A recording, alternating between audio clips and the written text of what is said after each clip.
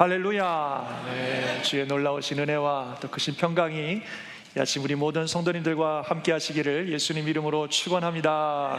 아멘. 자, 오늘 본문 말씀 중심으로 생명과 축복의 통로, 이런 제목입니다. 우리 제목 같이 한번 읽어볼까요? 시작. 생명과 축복의 통로. 네, 그 은혜 시간 되시기 바랍니다. 유명한 얘기지만 프란시스 베이컨이 그런 얘기를 했다 그러죠. 인간에게는 세 가지 종류의 인간이 있다. 첫 번째는 거미 같은 인간, 두 번째는 개미 같은 인간, 세 번째는 뭐예요? 꿀벌 같은 인간. 그래서 거미 같은 인간은 평생 살면서 남들에게 해를 주며 사는 인간이 거미 같은 인간이고, 개미 같은 인간은 그저 자기 혼자 먹고 사는 일에만 생각하며 살아가는 것이 개미 같은 인간이고, 꿀벌 같은 인간은 다른 사람들에게 유익을 주며 사는 삶이 꿀벌 같은 인간이다. 이제 그렇게 이야기를 하는데, 여러분들은 어떤 인생을 살고 계십니까? 거미 같은 분은 없을 거라고 생각이 되고, 개미 아니면 꿀벌이 아닌가 뭐 이런 생각이 드는데, 우리가 이 땅에 태어나서 한번 살고 또 떠나가는 이 인생인데, 그저 나만을 위해서 살다가 그냥 의미 없이 사라지는 그런 인생이 아니라, 우리가 살아가는 이 삶이 나의 인생을 통해서 주변의 사람들이 복을 받고 또 생명을 얻게 하는 그런 꿀벌 같은 그런 인생을 산다면 얼마나 좋겠습니까? 오늘 이 생명과 축복의 통로라는 게 바로 그런 것입니다. 우리의 삶을 통해서 사람들에게 생명을 주고 복을 주는 그런 인생을 산다. 저와 여러분들이 정말 생명과 축복의 통로가 되는 인생 되시기를 주의 이름으로 축원합니다. 아유, 나 같은 사람이 어떻게 그렇게 살겠어요? 나 하나, 우리 가족 하나 건사하기도 그냥 버거워 죽겠는데 내가 뭐 누구를 살리고 누구를 축복하고 그렇게 삽니까? 그렇게 생각하실 수 있겠지만, 물론 우린 연약하고 부족하지만 하나님의 은혜와 능력이 함께 하시면 우리는 얼마든지 우리의 인생이 생명과 축복의 통로가 되는 인생이 될 수 있습니다. 오늘 요셉 이야기, 어찌 보면 마지막 요셉의 인생을 총 정리하면서 요셉의 얘기의 마지막 부분인데, 이 요셉 이야기를 통해서 바로 어떻게 생명과 축복의 통로의 인생을 사는가 우리가 함께 보려고 합니다. 잘 들으시고 또 놀란 은혜의 시간 되시길 바랍니다. 자, 이제 그 요셉이 애굽의 총리가 되고, 그리고 이제 7년간의 풍년의 시간이 지나고 흉년의 시간이 오면서 아주 이 애굽 땅과 지역은 너무너무 어렵습니다. 오늘 본문에 처음에 보니까 기근이 더욱 심하며 먹을 것이 없고 애굽 땅과 가나안 땅이 기근으로 황폐해졌다, 그렇게 말씀하고 있습니다. 이 시점은 흉년이 시작된 지 이미 6년 정도 지난 6년째라고 봅니다. 그 6년 지난 6년 동안의 어마어마한 흉년 때문에 애굽 온 땅이 아주 황폐해지고 아무것도 먹을 것이 없는 그런 상황입니다. 이것은 애굽이라고 하는 이 나라의 어마어마한 위기고 재앙입니다. 이 일 때문에 모든 백성들은 다 굶어 죽고 나라는 완전히 무너질 수 있는 정말 절체절명의 위기와 재앙이 이 애굽 온 땅에 임한 것입니다. 근데 바로 그때 요셉이 놀라운 지혜와 능력으로 국민들을 살려내고 국가를 살려내고 그리고 하나님의 뜻을 이루는 놀라운 일들을 했다는 것입니다. 그래서 정말 오늘 말씀의 제목처럼 그의 인생이 생명과 축복의 통로가 되어서 수많은 사람들을 살리고 복되게 하는 그런 인생이 되게 했습니다. 오늘 이 본문을 통해서 요셉이 행한 아주 탁월한 정책을, 또 탁월한 그의 삶을 소개하고 있는데, 이것을 제가 좀 잠깐 설명해 드리려고 합니다. 사실 이거를 우리가 이해할 때에 지금 우리의 관점에서 이해하면 조금 어렵습니다. 우리의 경제관이나 또는 우리의 어떤 정치관이나 지금 우리의 인권이나 이런 환경을 가지고 이 요셉의 행한 일을 이렇게 보면 좀 부정적이다, 이렇게 평가하는 분들도 있어요. 그러나 지금 우리의 상황으로 요셉이 이 정책을 이해하는 것이 아니라 당시의 상황으로 이 정책을 이해해야 됩니다. 정말로 나라가 무너지냐 마느냐, 국민들이 죽느냐 사느냐의 절체절명의 순간이고, 당시에는 인권이고 다른 것이고 그 어떤 것보다도 백성들이 안정적으로 잘 먹고 살 수 있는 게 가장 우선적인 그런 시대입니다. 더군다나 역사적으로 어떤 일들이 일어나냐면, 애굽이라는 나라가 항상 애굽 사람들에 의해서 나라가 통치됐었습니다. 그런데 요셉의 시대에는 이 애굽이 힉소스라고 하는 이방 국가의 지배를 받았어요. 그래서 지금 요셉의 시대에 애굽을 이끌어가는 왕은 애굽 사람이 아니라 이방 사람들이에요. 그래서 이 애굽 사람들에게 있어서는 이 사건이 너무나 굴욕적인 일들입니다.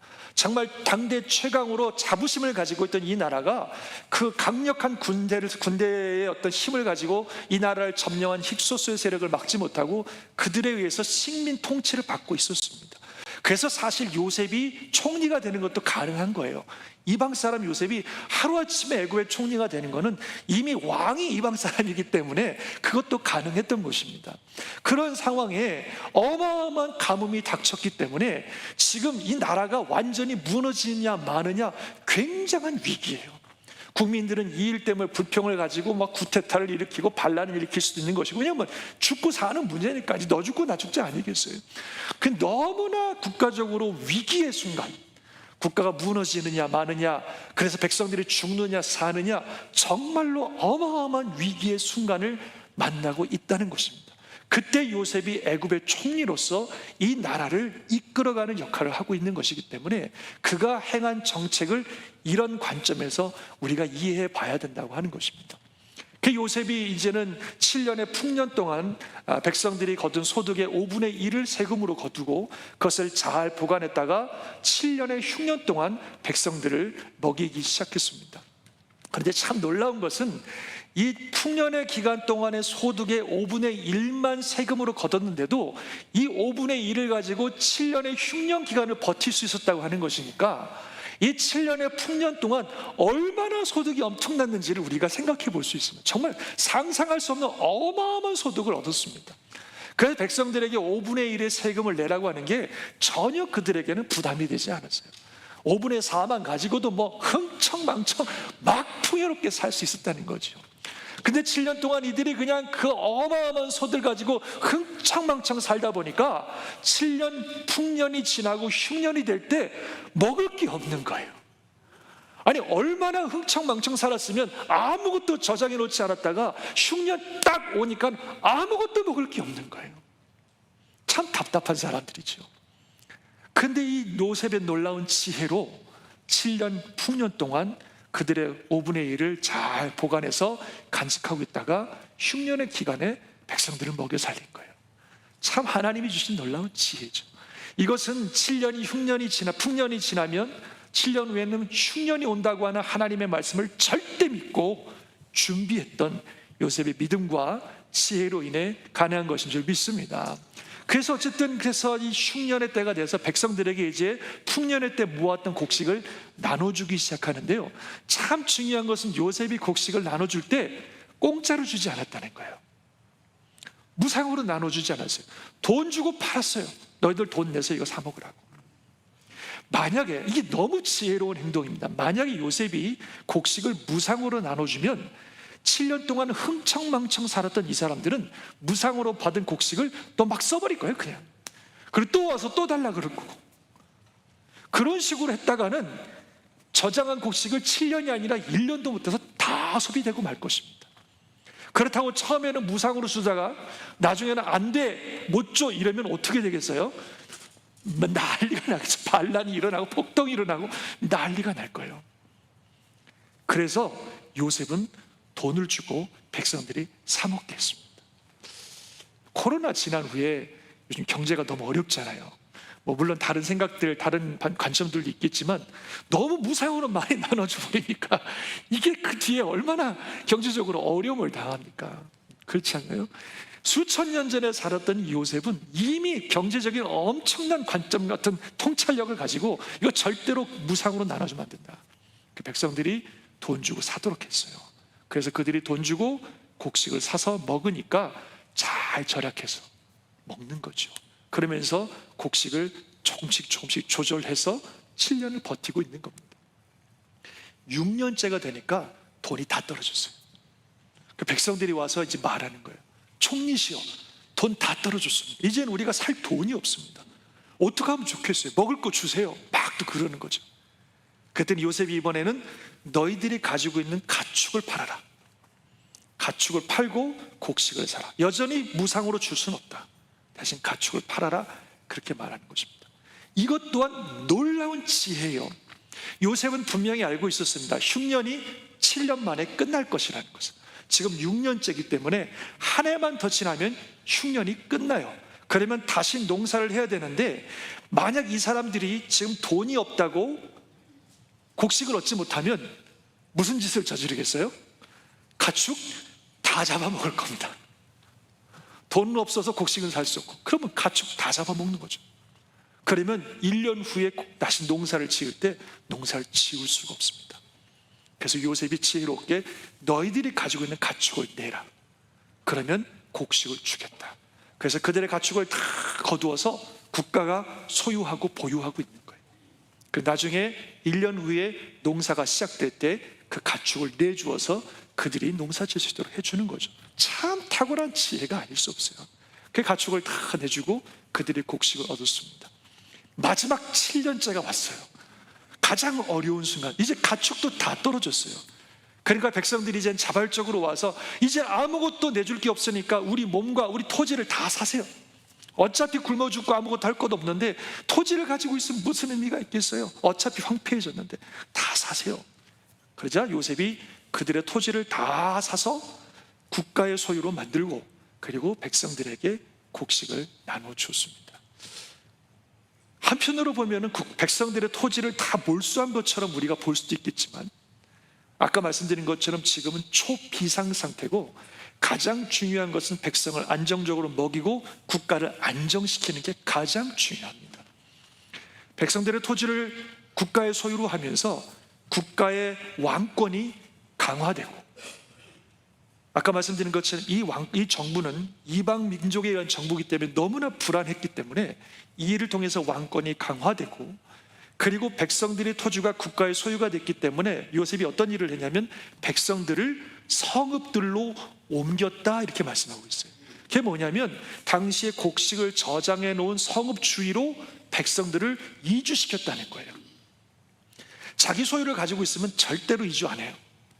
그러나 그 소유가, 땅이 다 국가의 소유로 됐기 때문에 백성들을 이주시킬 때 그들이 다 이주하는 거죠. 그래서 성읍, 곡식을 모아놓은 성읍 주위로 백성들을 이주시켜서 마지막 1년 동안 자칫 잘못하면 돌보지 못해서 굶어 죽는 사람들이 생기니까 그 곡식 중심의 성읍으로 백성들을 이주시켜서 그들을 철저하게 끝까지 돌보는 이런 지혜를 발휘한 것입니다.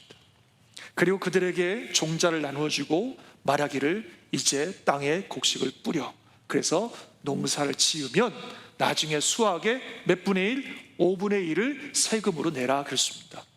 이것도 굉장히 그 아량 넘치는 그런 정책이 아닐 수 없어요. 이미 흉년 전에도 5분의 1의 세금을 냈었고, 그렇기 때문에 5분의 1을 세금을 내라는 게 그렇게 큰 문제는 아니고요.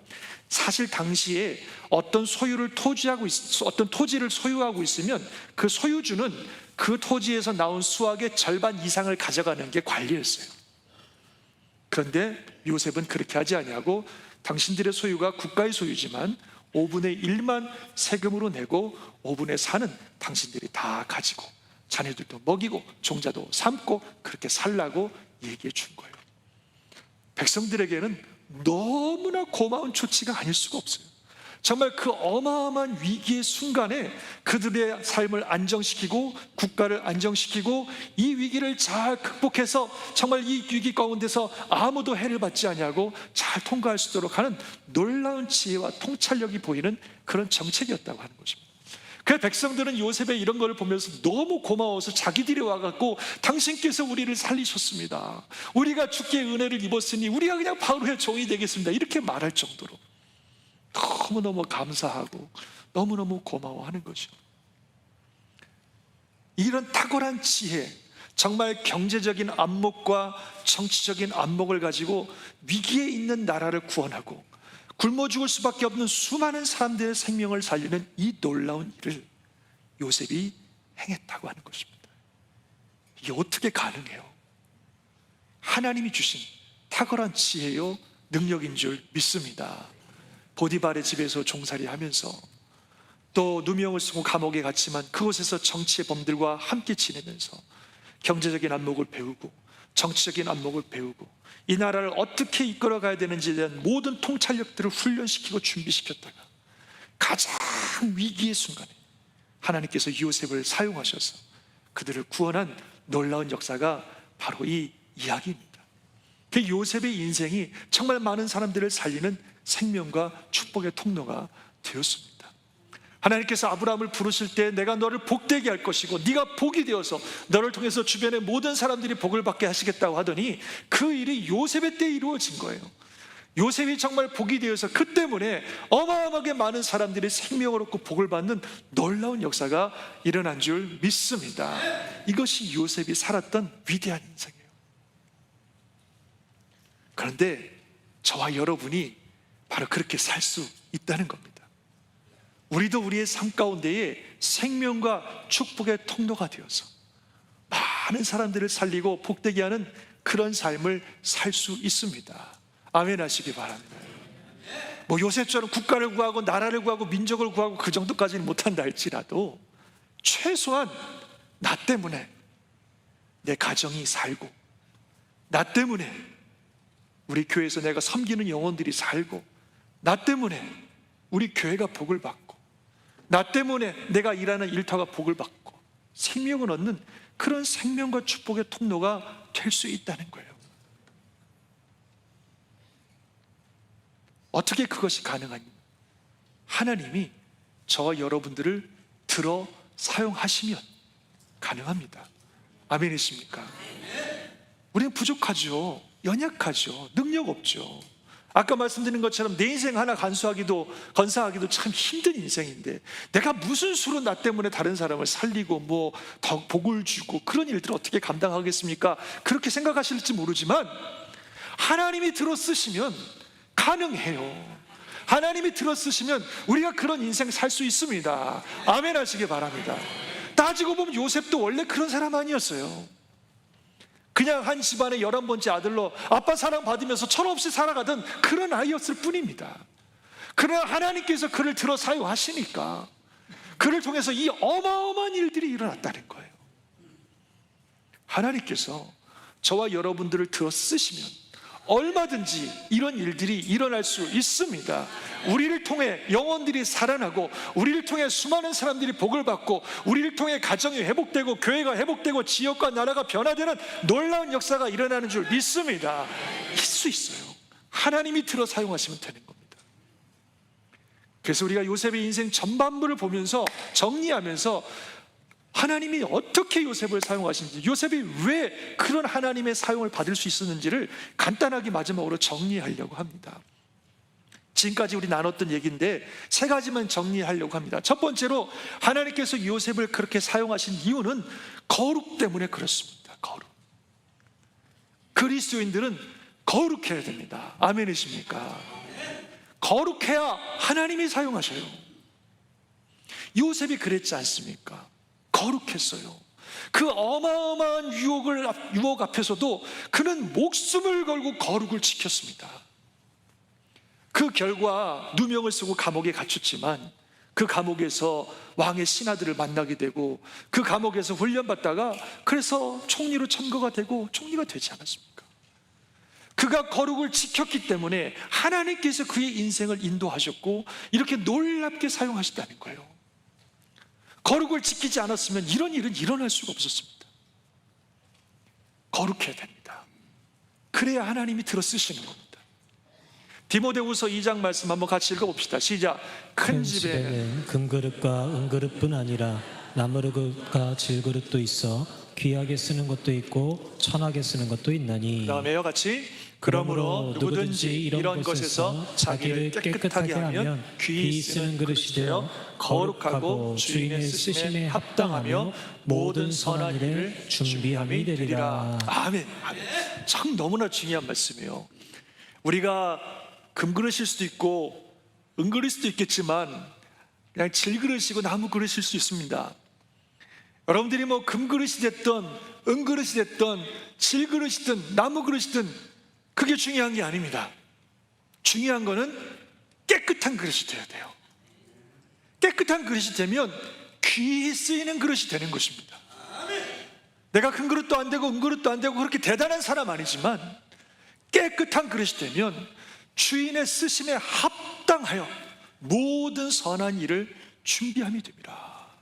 정말 하나님께서 저와 여러분의 인생을 위대한 인생 만드시고 위대하게 사용하시려면 절대적으로 깨끗해야 됩니다. 거룩해야 됩니다. 그래서 거룩은 그리스도인의 능력입니다. 아멘 하시기 바랍니다. 사실 능력은 하나님께 있습니다. 하나님이 역사하시는 거예요. 그래서 우리는 하나님께 사용되어지면 능력이 나타나는 건데, 사용되어지기 위해서는 거룩해야 되기 때문에 우리의 능력은 거룩이에요. 그리스도인들은 거룩이 능력입니다. 거룩할 때 하나님 사용하시고 능력이 나타나는 거예요. 금그릇이 아니어도 괜찮아요. 보잘것없어도 괜찮아요. 힘이 없어도 괜찮아요. 아무것도 할 능력이 없어도 괜찮아요. 깨끗하면 하나님이 사용하시고 거기에 능력이 나타나는 겁니다. 거룩해야 됩니다. 또한 거룩은 우리의 무장입니다. 거룩하게 산다는 게 막 불편하고 힘들고 하지 못하는 것만 많고 막 나만 그렇고 이런 게 아니라, 거룩은 우리를 지켜주는 무장이에요. 무장, 갑옷입니다. 그래서 우리는 어떤 순간에도 거룩을 벗어버리면 안 됩니다. 군인이 전쟁하다가 답답하다고 갑옷을 벗어버리면 그 즉시 죽는 거죠. 우리가 이 땅을 살아가면서 사탄과 영적 싸움을 싸우는 존재이기 때문에 거룩은 우리를 지켜주는 무장이에요. 절대로 우리가 포기하거나 벗어서는 안 됩니다. 어떤 상황이든 어떤 환경이든 어떤 이유에서든지 거룩은 포기하면 안 되는 것입니다. 왜냐하면 그게 우리를 지켜주는 무장이기 때문에. 그래서 거룩한 그리스도인, 그게 하나님이 사용하시는 그리스도인입니다. 저와 여러분의 삶 속을 우리가 돌아보면서 하나님 기뻐하지 않는 악이 있다면 제거하시고 과감하게, 그리고 정말 거룩을 붙들고 거룩으로 무장되고 거룩을 지키며 사시기를 예수님 이름으로 축원합니다. 그러면 하나님이 들어 사용하시고, 바로 그것이 우리가 생명과 축복의 통로가 되는 그런 비결입니다. 거룩을 이루시기를 주의 이름으로 축원합니다. 거룩. 요셉의 삶은 그랬어요. 두 번째는 뭐였어요? 충성. 다 같이 충성. 그리스도인들은 충성되어야 됩니다. 어떤 환경과 상황이 와도 충성되게 살아야 돼요. 때로는 내가 원치 않는 낮고 천하고 또 원하지 않는 그런 환경과 삶에 놓일 수 있지만, 그래도 어떤 환경과 상황이 온다 할지라도 하나님을 신뢰함으로 충성해야 됩니다. 그럴 때 하나님이 사용하시는 거예요. 요셉은 노예로 끌려가고 죄수가 되어서 감옥에 갇히고 그랬지만 그가 어디에 있었든지 충성했습니다. 성실하게 살았어요. 하나님 믿고 살았는데 왜 나를 이렇게 만드십니까 말이야. 내가 왜 노예가, 이게 비참하게, 이게 노예가 뭐예요, 노예가. 아이고 성폭력법, 하나님 나를 이렇게 만들 수 있습니까? 막 이러면서 막 비관하고 막 하나님 원망하고 그냥 적당히 눈가림만 하고 그렇게 살았으면 그가 어떻게 총리가 될 수 있었겠어요? 힘들고 어려웠지만 그런 모든 과정 속에 충성했기 때문에 경제적인 안목과 정치적인 안목과 그 모든 것들을 하나님이 훈련시키셨고 탁월한 능력을 가진 사람으로 준비되어서 애굽의 총리로서 역할을 감당했던 것입니다. 충성해야 돼요. 어떤 환경과 상황이 놓여도 충성해야 됩니다. 골로새서 보면 전에도 한번 말씀드렸는데, 바울이 종들에게, 종은 누구냐면 노예를 말해요. 당시에 가장 미천한 자들, 인간 취급도 받지 않았던 사람들, 어찌 보면 내가 왜 이런 인생 살아야 되는지 삶의 의미도 없을 것 같은 그 사람들에게 바울이 말하기를, 종들아 모든 일에 육신의 상전들에게 순종하되 사람을 기쁘게 하는 자와 같이 눈가림만 하지 말고 오직 주를 두려워하여 성실한 마음으로 하라. 그 다음 구절 같이 한번 읽어볼까요? 시작. 무슨 일을 하든지 마음을 다하여 주께 하듯 하고 사람에게 하듯 하지 말라. 이는 기업의 상을 주께 받을 줄 아나니 너희는 주 그리스도를 섬기느니라. 아멘. 노예 생활을 하는 사람들에게, 여러분들 노예 생활을 해도 성실하게 사세요. 무슨 일을 하든지 주께 하듯 하십시오. 그러면 그것이 주님을 섬기는 것입니다. 그러면 그 상을 주님께서 주실 것입니다. 그렇게 말씀하고 있어요. 우리가 어떤 환경과 상황이 와도 성실하게 충성되게 살아야 됩니다. 하나님을 신뢰함으로. 그럼 하나님께서 그런 과정을 통해서 우리를 준비시키시는 것입니다. 우리에게 주어진 삶, 우리에게 주어진 사명에 충성하시기를 주님의 이름으로 축원합니다. 특별히 교회에서 맡겨준 직분과 사명에 충성하십시오. 교회에서 뭔가 직분을 맡겨주고 사명을 맡겨주면 내가 왜 그런 거 하나 이렇게 귀찮게 여기거나 하찮게 여기지 마시고 충성하시기 바라요. 요즘 제가 기도 제목이 뭔지 아세요? 하나님 제발 일꾼 좀 보내주세요. 요즘 제 기도 제목이에요. 교회 너무나 해야 될 일은 많은데 일꾼이 너무 없어요. 그래갖고 그냥 예수님이 추수할 곡식은 많대 일꾼이 없다고 탄식하신 것처럼 그게 요즘 맨날 제가 기도하는 기도예요. 하나님, 할 일은 너무 많은데 일꾼이 너무 없어요. 제발 좀 일꾼 좀 보내주세요. 이게 요즘 제 기도입니다. 하나님께서 우리에게 맡기신 사명 충성하셔야 돼요. 여러분, 우리가 하나님 앞에 서면 반드시 하나님께 들어야 될 말씀이 있어요. 그게 뭐냐면 이 말씀이에요. 잘하였도다 착하고 충성된 종아, 네가 작은 일에 충성하였음에 내가 많은 것을 내게 맡기리. 내 주인의 즐거움에 참여할지어다. 이 말씀 들으셔야 됩니다. 하나님 앞에 서시면 이 말씀 들으셔야 돼요. 오늘 당장 주님 앞에 서시면 이 말씀 들으실 수 있겠습니까?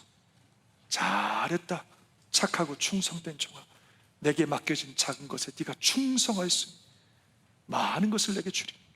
내 주인의 즐거움에 참여할지어다. 들으실 수 있겠습니까? 정말 하나님께서 우리에게 맡겨진 일에 충성해야 됩니다. 그 일이 때로는 요셉처럼 굴욕적일 수도 있어요. 노예가 되고 성폭력범이라고 하는 오명을 쓰고 감옥에 갇히고 내가 왜 이래야 되나. 그러나 내게 허락하신 삶의 환경이 그거라면 그 일에 역사하실 하나님을 신뢰함으로 무슨 일이든지 충성하는 것입니다. 그러면 그런 과정을 통해서 하나님께서 우리를 준비시키십니다. 인격적으로 또 영적으로 모든 것들을 준비시키셔서 하나님의 선한 일을 위해서 쓰임받는 위대한 그릇으로 하나님께서 만들어 주시는 것을 믿으시기 바랍니다. 그래서 무슨 일을 하든지 충성해야 됩니다. 그럴 때 하나님이 들어 사용하셔서 우리가 생명과 축복의 통로가 될 줄 믿습니다. 아멘. 시간 좀 많이 갔지만 한 가지만 더. 세 번째, 어찌 보면 이 세 번째라고 말하지만 가장 중요한 요소일 수 있어요. 그 세 번째는 뭐냐면 예수 그리스도예요. 할렐루야. 우리가 생명과 축복의 통로가 되려면 꼭 필요한 게 뭐냐면 예수 그리스도이십니다.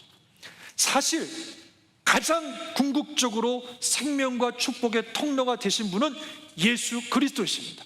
오늘 본문에 나와 있지 않지만 성경 전체를 볼 때에 생명과 축복의 궁극적인 통로는 예수 그리스도이십니다. 그래서 하나님께서 아까 아브라함 말씀하신 것처럼 너를 통하여 복을 받고 세상 만민이 복을 받는다라는 그 말씀이 궁극적으로 이루어진 건 예수님을 통해서. 요셉은 예수님을 예표하는 자로서 그를 통해서 애굽의 많은 사람들이 생명을 얻었지만 예수 그리스도께서 오심으로 모든 인류가 생명을 받고 복을 받는 축복의 길이 열린 줄 믿습니다. 그래서 예수 그리스도가 진정한 생명과 축복의 통로이십니다. 그래서 우리가 이 땅에서 생명과 축복의 통로가 되려면 먼저 예수 그리스도를 통하여 우리 안에 그의 생명과 복이 임하셔야 돼요.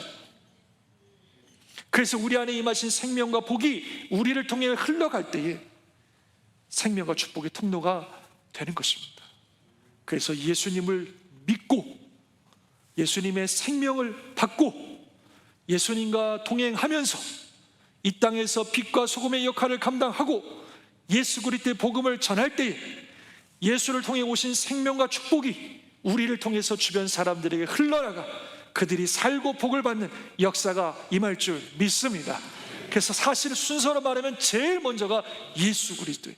예수 그리스도를 통하여 우리 안에 그의 생명과 그의 복이 임하시고 그래야 우리가 세상의 생명과 축복의 통로가 되는 것이고 그리고 거룩하고 충성스럽게 살아갈 때 놀라운 주의 영광이 함께 하시는 축복의 통로가 될 줄 믿습니다.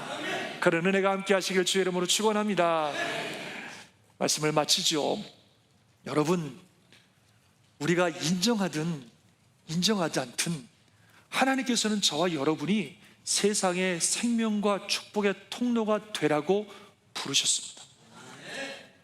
그냥 나 혼자 내 인생 위해서 그냥 나만 살다가 가는 인생으로 부르신 적 없어요. 우리를 구원하시고 하나님의 자녀 삼으시고 하나님의 백성 삼으셔서 이 놀라운 은혜를 주신 이유는, 그 놀라운 주신 은혜가 우리 안에만 머물러 있어서 나 혼자 잘 먹고 잘 살다 끝나는 게 아니라 이것이 나를 통해 흘러가서 한 명이 됐든 10명이 됐든 주변의 영혼을 살리고 그들을 복을 주는 생명과 축복의 통로로 살라고 저와 여러분을 부르신 것이고, 그래서 구원하신 것이고, 그래서 생명을 가지고 이 땅에 살고 있습니다. 반드시 이 사명 감당해야 됩니다. 그래 하나님 앞에 섰을 때 잘했다, 착하고 충성된 종이라고 칭찬받는 것이지, 그렇지 않으면 책망받습니다. 능력 없어요. 인격적으로도 부족하고 정말 할 수 있는 것도 없고 연약하지만 하나님 손에 붙들리면 할 수 있습니다. 그런 일이 일어날 수 있습니다. 예수의 생명을 우리 안에 가지고 어떤 상황 속에서도 깨끗한 그릇이 되기 위하여 거룩을 지키고 무슨 환경과 상황을 주시든 충성되이 주님을 섬기며 살면 우리의 삶을 통해서 많은 생명이 살아나고 하나님의 영광이 나타나는 생명과 축복의 통로가 될 줄 믿습니다. 그런 저와 여러분, 우리 교회가 되시기를 주님의 이름으로 축원합니다. 아멘. 기도하겠습니다.